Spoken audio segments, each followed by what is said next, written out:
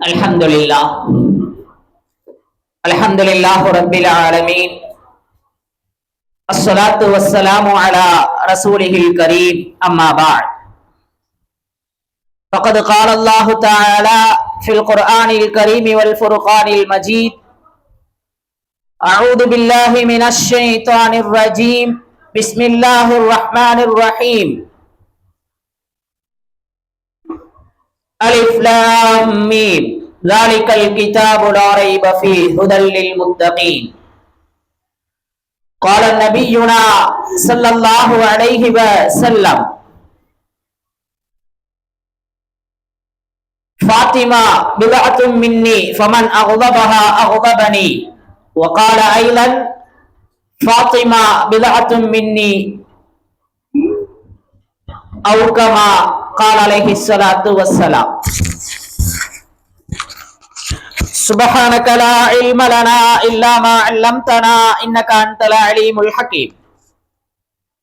Rabbi shrah li sadri wa yassir li amri wahlul 'uqdatam min lisani yafqahu qawli.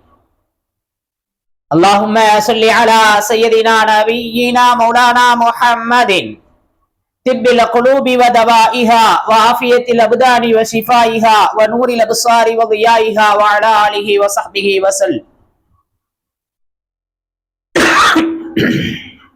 சதகல்லாஹுல் அலியுல் அதீம். அருளாளன் அன்பாளன் அல்லாஹுவின் திருப்பெயரால் 184வது பெண்கள் பயான் மஜ்லிஸை ஆரம்பம் செய்கிறேன். அன்பும் அருளும் ஆசியும் ஆதரவும் ஆருயிர் நாயகம் அன்னலம் பெருமானார் ஸல்லல்லாஹு அலைஹி வஸல்லம் அவர்களின் மீதும், அன்னாரின் வழி வாழ்ந்த வாழுகின்ற வாழ போகின்ற குறிப்பாக இந்த மஜ்லிஸை அலங்கரிக்கின்ற அனைவர்களின் மீதும் உண்டாகட்டுமாகுக. அல்லாஹுவினுடைய பேரருளும் பெரும் கிருபையும் நமது மதரசாவில் கால் வைக்கின்ற அனைவருக்கும் அல்லாஹ் நிரப்பமாக வழங்குவானாக. நமது மதரசாவிற்கு உதவி செய்கின்ற அனைவருக்கும் அல்லாஹ் தன் பேரருளை பொழிந்தருள்வானாக. அனைவருக்குமே ஹஜ் உம்ராவினுடைய பாக்கியத்தை குடும்பத்தோடு தரிசிக்கக்கூடிய நசீபை வழங்குவானாக என்கின்ற துஆக்களோடு, மருத்துவமனை கஷ்டம், துன்பம், துயரங்கள், செலவுகள், சிரமங்கள் அத்துணையிலிருந்தும் அல்லாஹ் நம்மையும் ஏனைய மக்களையும் பாதுகாப்பானாக. தொடர்ந்து மருந்து எடுக்கக்கூடிய வியாதி, திடீர் ஆபத்து, திடீர் முசீபத்து, திடீர் மரணங்களிலிருந்து அல்லாஹ் நம்மை பாதுகாப்பானாக. நம் உள்ளங்களில் குழும்பி இருக்கக்கூடிய எல்லா கவலைகளையும் தேவைகளையும் நாட்டங்களையும் அல்லாஹ் கபூல் செய்து தந்தருள்வானாக. அன்பிற்குரிய தாய்மார்களே, சகோதரிகளே, அல்லாஹுவினுடைய கிஃப்ட் பரிசு தொடர்ந்து அல்லாஹ் மஜ்லிஸை நடத்தி தந்து கொண்டிருக்கிறான். அல்லாஹுக்கு நன்றி செலுத்தியவனாக அல்ஹம்துலில்லாஹ் சும்மா அல்ஹம்துலில்லாஹ் சும்மா அல்ஹம்துலில்லாஹ். மென்மைக்குரியவர்களே, இன்று நான் பேச வேண்டிய தலைப்பாக ஈமானுக்கு உதாரணம் அப்படிங்கிற தலைப்பை பாதியோட நிப்பாட்டிட்டேன். ஈமானுக்கு உதாரணம் ஃபாத்திமா ரலியல்லாஹு தஆலா அன்ஹா என்ற தலைப்பில் தான் நாம் பேச முடிவு செஞ்சோம். ஏன் இந்த தலைப்பை தேர்ந்தெடுத்தோம் அப்படின்னு சொன்னா, ஈமானினுடைய விஷயங்கள்ல ரொம்ப குறைவு ஏற்பட்டு கொண்டு இருக்கிறது.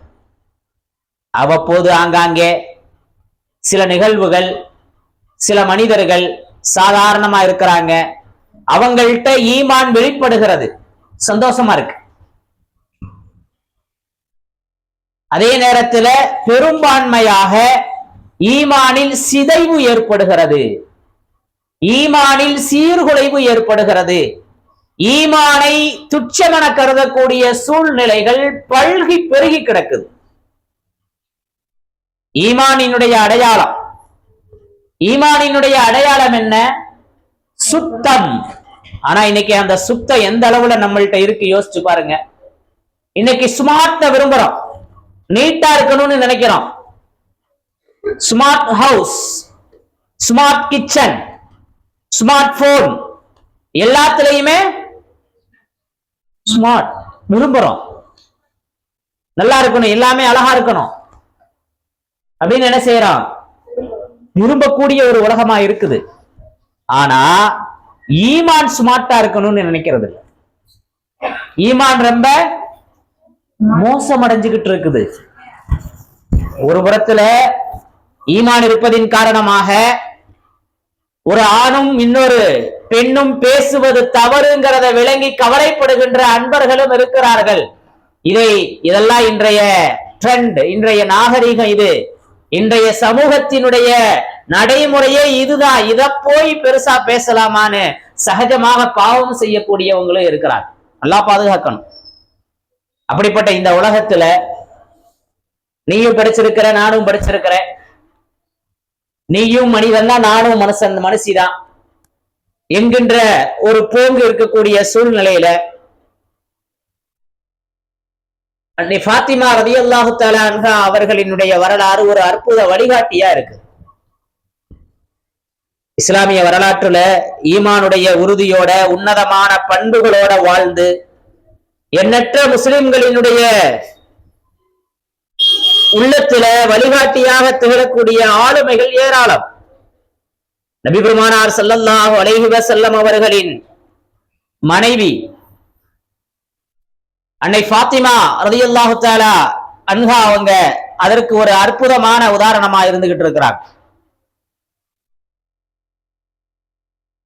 நபி ஸல்லல்லாஹு அலைஹி வஸல்லத்தினுடைய மகள் அலி ரலியல்லாஹு தஆலா அன்ஹு அவர்களினுடைய மனைவி ஹசன் ஹுசைன் ரலியல்லாஹு தஆலா அன்ஹுமா ஆகியோரினுடைய அன்னை ஃபாத்திமா ரலியல்லாஹு தஆலா அப்படிங்கிற மிகப்பெரிய சிறப்பு அவர்களுக்கு இருக்கிறது. இஸ்லாத்தினுடைய ஆரம்ப காலத்துல நெருக்கடியான சூழ்நிலையில பிறந்து வளர்ந்தவங்க.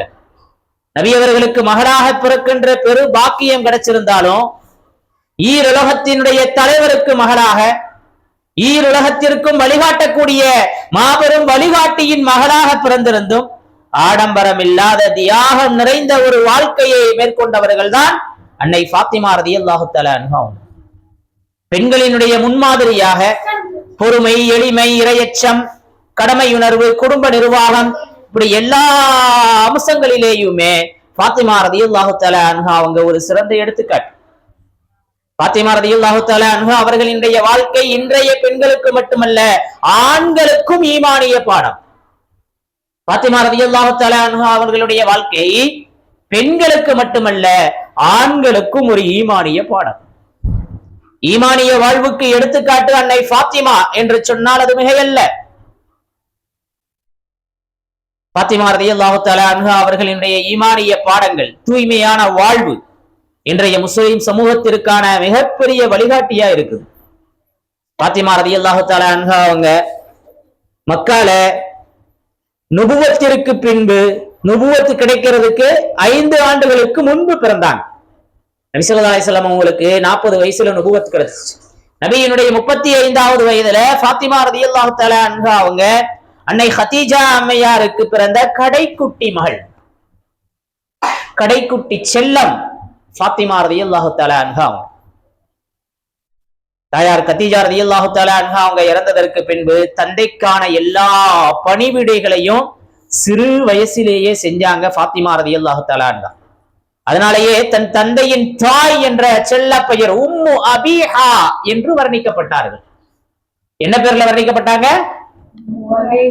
உம்மு அபீஹா, தந்தையின் தாய், தந்தையின் தாய் என்று வர்ணிக்கப்பட்டார்கள். ஃபாத்திமா ரலியல்லாஹு தஆலா அன்ஹா அவங்களுடைய வாழ்க்கை வரலாறு அடிக்கடி நினைவு கூறப்பட வேண்டியது. ஃபாத்திமா ரலியல்லாஹு தஆலா அன்ஹா அவங்க பெருமானாரினுடைய உள்ளத்துல உயர்வான பிரியமான ஒரு இடத்துல இருந்தாங்க.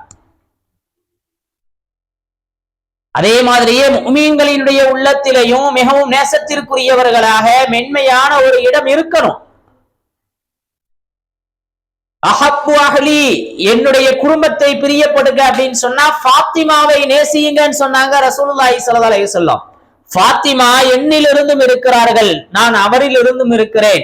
அவரை கோபப்படுத்தியவங்க என்னைய கோபப்படுத்தினவங்கன்னு சொன்னாங்க. ஃபாத்திமா பிதஅத்தும் மின்னி, ஃபாத்திமா என்னுடைய ஈரக்குலை துண்டுன்னு சொன்னாங்க. பெண் குழந்தை பிறப்பது சாபம், பெண் குழந்தை வாழ தகுதியல்ல என்று சொல்லி பெண்களை உயிரோடு குழியில் போட்டு புதைத்த காலத்திலேயே நான் பெண் மக்களின் தந்தை, பெண் மக்களை நேசிக்கிறேன் சொல்லி ரசூலுல்லாஹி ஸல்லல்லாஹு அலைஹி வஸல்லம் அவர்கள் பெண்களுக்கு மிகப்பெரிய சிறப்பை தந்தார்.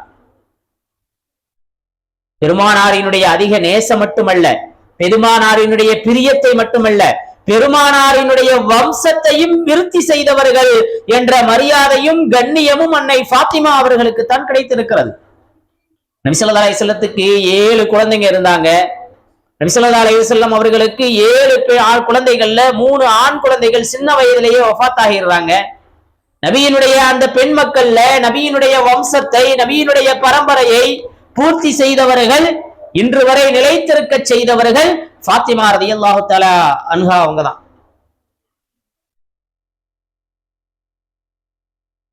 நபி ஸல்லல்லாஹு அலைஹி வஸல்லம் கஅபாவோட ஹஜ்ருல் அஸ்வத் கல்ல யாரு வைக்கிறது அப்படிங்கிற ஒரு பிரச்சனை. அந்த கல்ல தன் புனித கரத்தால் எடுத்து வைத்த சில நாட்கள்லயே ஜமாதுல் ஆஹிர் பிறை 20 வெள்ளிக்கிழமையில ஃபாத்திமா ரலியல்லாஹு தஆலா அன்ஹா அவங்க பிறந்தாங்க. நபியினுடைய ஜாடையில 4வதாக பிறந்த பெண் குழந்தை என்றதுனால நபிக்கு ரொம்ப மகிழ்ச்சி. ஆண் வாரிசு இல்லைனாலும் பெண் குழந்தையாக இருந்தும் ரொம்ப ரொம்ப சந்தோஷப்பட்டாங்க. எல்லா வகையிலேயுமே பெருமானார் ஸல்லல்லாஹு அலைஹி வஸல்லம் அவர்கள் மகளை போற்றியதிலையும் பராமரிச்சதிலையும் சமூகத்திற்கு மிகப்பெரிய படிப்பினையும் வழிகாட்டுதலையும் தந்திருக்கிறாங்க. பெண் குழந்தைகளை நேசிக்க வேண்டும், குழந்தைகளை எப்படி வளர்க்க வேண்டும் என்பதற்கான அற்புத உதாரணமாக ஃபாத்திமா ரலியல்லாஹு தஆலா அன்ஹா அவங்க இருந்துட்டு இருக்கிறாங்க. ஃபாத்திமா ரலியல்லாஹு தஆலா அன்ஹா அவங்களுக்கு 5 வயசு. பெருமானார நபியா ஏற்றுக்கொண்டவங்க. அந்த நேரத்துல ரொம்ப சொற்பம், வளரும் பருவம். இஸ்லாமிய பிரச்சாரத்துல நபிக்கு ஏற்பட்ட துன்பங்கள்ல துணை நின்றார்கள் 5 வயது சிறுமி. ஈமான அன்றைய காலத்துல ஏற்றுக்கொள்றதுங்கிறது மிகப்பெரிய சோதனையா இருந்துச்சு. பசி, வறுமை, புறக்கணிப்பு என்ற இன்னல்கள். இப்படிப்பட்ட காலகட்டத்துல அவர்களுடைய ஈமான் இருக்கிறதே அது செழிப்பாக இருந்தது. தம் வீட்டுல செல்வ செழிப்பு இல்ல, வீட்டுல வறுமை, உலகத்தினுடைய இன்பங்களை அலட்சியம் செய்து நபியினுடைய போதனைகளை முழுமையாக ஏற்று அல்லாஹுக்காக வாழ்ந்த சலனமற்ற உறுதியான ஈமான் கொண்டவர்கள் அவர்கள். தன் கையில மாவை அரைத்து கொப்பளங்கள் உண்டாகி தண்ணீர் சுமந்து எளிமையின் உச்சத்தில வாழ்ந்தவங்க தான் ஃபாத்திமா ரலியல்லாஹு தஆலா. என்னத்தான் நான் கேட்கிறேன், நீங்க எதையும் வாங்கியே தர மாட்டீங்க, நானும் எத்தனை நாளா சொல்லிக்கிட்டு இருக்கிறேன் அப்படின்னு சடைவடைகின்ற குழந்தைகள் இன்று நிறைய இருக்கிறார்கள். பாத்திமா அம்மா அவங்க அப்படியெல்லாம் என்ன செய்யல, சடைவடையல. அன்பிற்குரிய தாய்மார்களே, சகோதரிகளே, இன்னைக்கு இஸ்லாத்தினுடைய அடையாளம் தொழுக, நோன்பு, தான தர்மம், இதை கொடுப்பதற்கான நிறைய வசதிகளும் நமக்கு இருக்கிறது.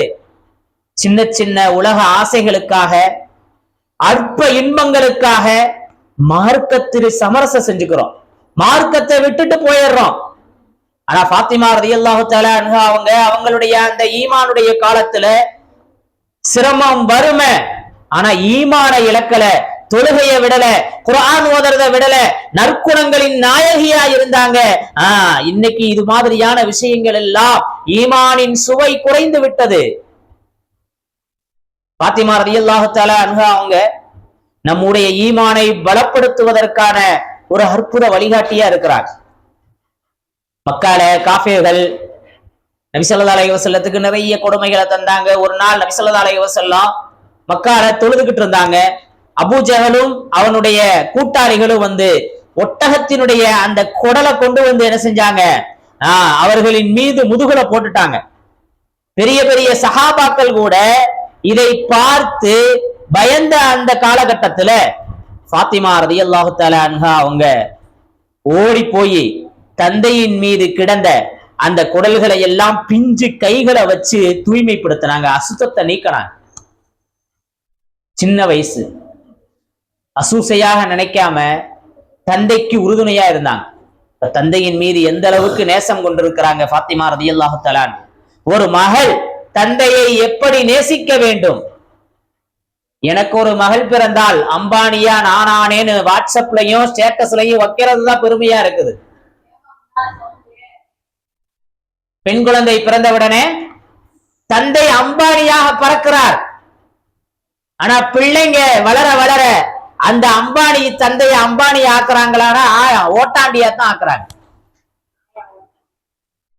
பிறந்த குழந்தை பிறந்ததுல இருந்து பிள்ளைக்காக பிள்ளைக்காக பிள்ளைக்காகனே வாழ்கின்ற தந்தையை துச்சமென கருதுகின்றவர்கள் நிறைய.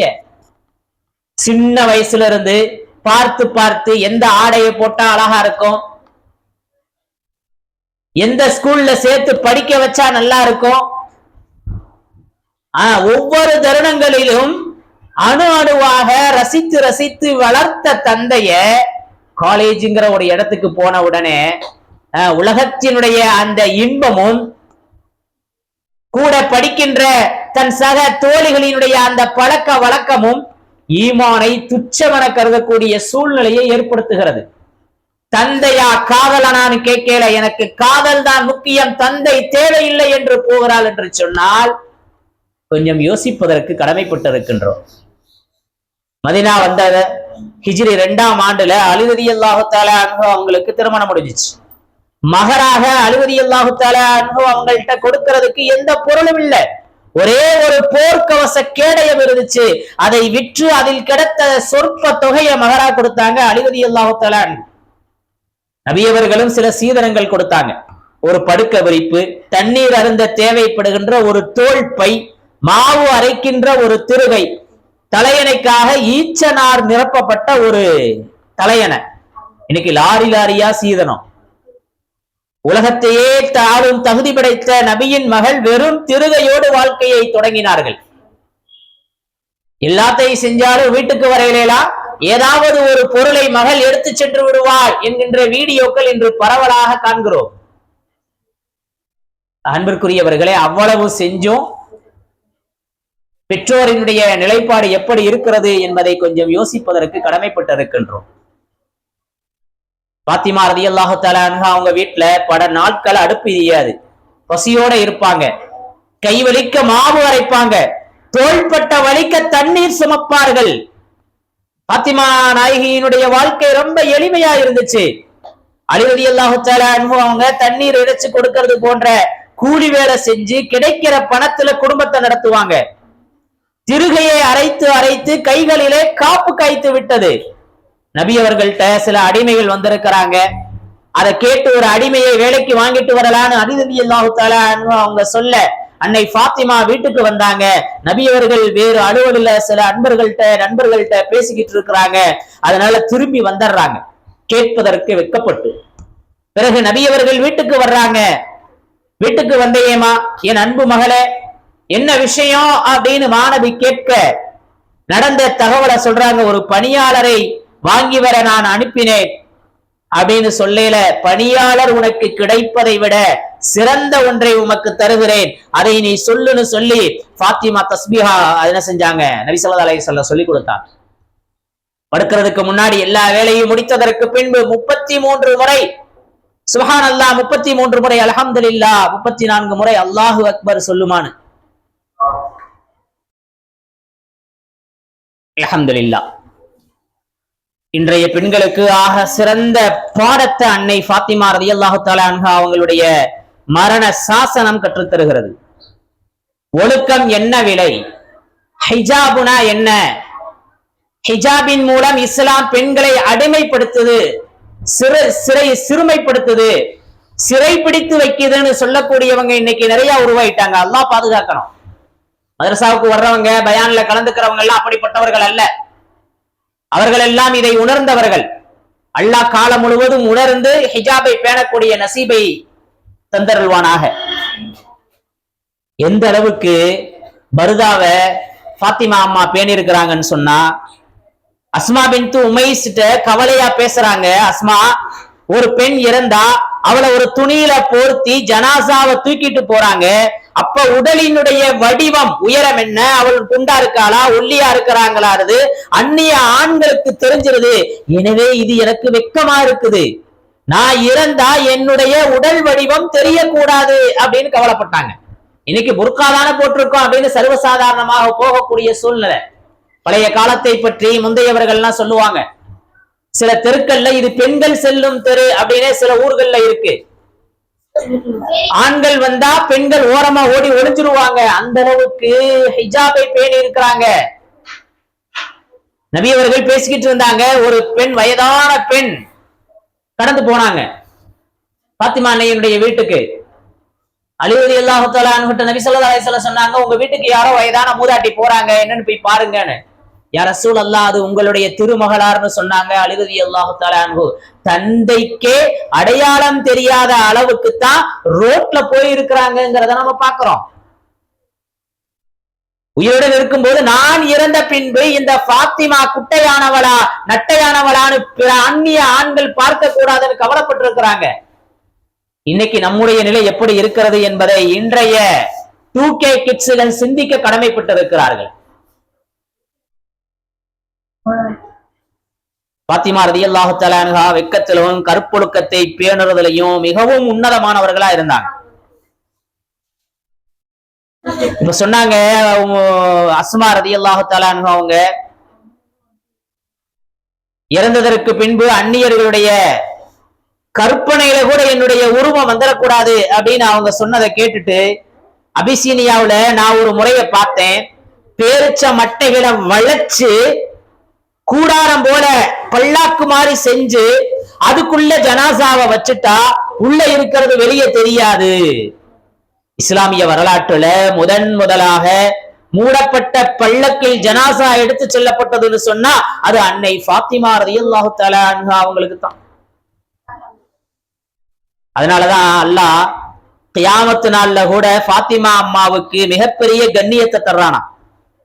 சிராத்துல் முஸ்தகீம கடக்கும் போது, ஃபாத்திமா அம்மா கடக்கும் போது எல்லோரும் உங்களுடைய பார்வையை தாழ்த்தி கொள்ளுங்கள் என்று அறிவுறுத்தப்படுமா. மாஷா அல்லாஹ், அல்லாஹு அக்பர்.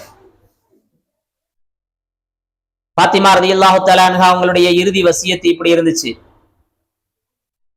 எனக்கு பின்னாடி நீங்க என்ன செய்யுங்க, சகோதரி ஜைனபினுடைய மகள் உமாமாவை திருமணம் செஞ்சுக்கங்க, என்னைய பெட்டியில வச்சுதான் என் ஜனாசாவை எடுத்துட்டு போகணும், என் ஜனாசாவை இரவுல அடக்கம் செய்யணும்.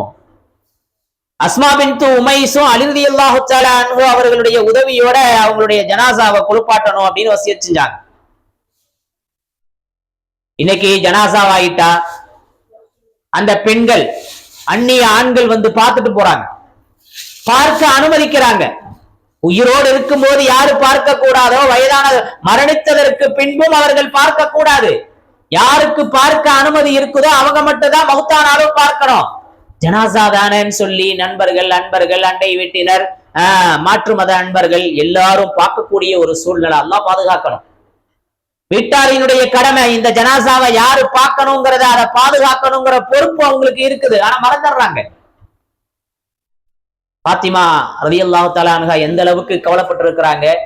இந்த சமூகத்திற்கே முன்னுதாரணமா ஜனாசாவை கூட ஒல்லியா குட்டையா குண்டான்னு தெரியக்கூடாதுன்னு கவலைப்பட்டு இருக்கிறாங்கன்னா, இன்னைக்கு இருக்கக்கூடிய பெண்கள் சோசியல் மீடியாக்கள்ல எப்படியெல்லாம், அதுவும் சில இஸ்லாமிய பெயர் தாங்கி பெண்கள் அந்தரங்கமான விஷயங்களை கூட வியூஸ் கிடைக்கணுங்கிறதுக்காக, ட்ரெண்ட் ஆகணுங்கிறதுக்காக பகிர்ந்து கொள்கிறார்கள், நடித்துக் கொள்கிறார்கள். அல்லாஹ் பாதுகாக்கணும்.